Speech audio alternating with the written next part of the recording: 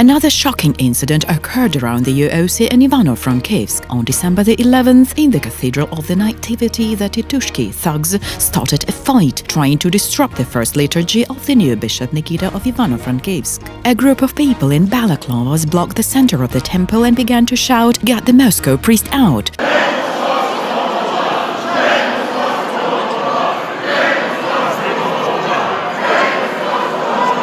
All calls from parishioners to the police to restore order were ignored by the law enforcement. In order to continue the service, the parishioners themselves had to push the thugs outside. A fight broke out and many believers were eventually injured. But that's not even the point. It's not just an iniquity of some bandits. The provocation was organized by the city leadership. The day before, Nazar Keshak, an advisor to the mayor, spread dirty gossip about the new Bishop Nikita on his Facebook page and urged people to gather near the church to drive out the Russian carrion. The mayor of the city, Ruslan Martsinkiv, said that the cathedral allegedly already belongs to the OKU and the believers of the UOC will be expelled from there.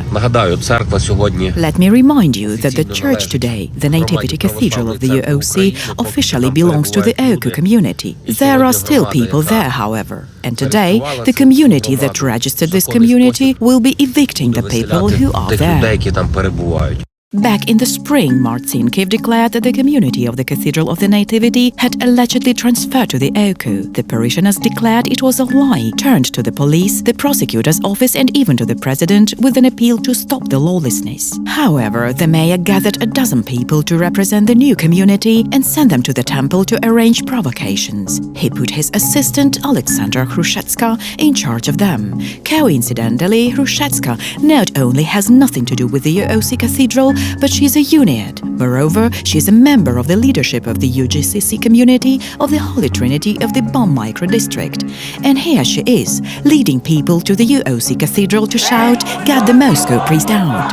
With such methods, the authorities take away the lost temple from the UOC parishioners. The previous one, in honor of the Transfiguration of the Lord, was simply demolished by the authorities even before the war. They declared that a kindergarten was urgently needed in the place. Of course, no one cared to build a kindergarten. Instead, there is an abandoned landfill there now. Anyway, let's get back to the cathedral. Not only the authorities but also the public media sound benevolent when describing this iniquity. Like, these nice people will continue to arrange fights at the services until the UOC temple is closed. According to the participants of the action, they will protest until the Church of the Nativity of Christ of the UOC MP stops its activities. They plan to come to the temple grounds daily.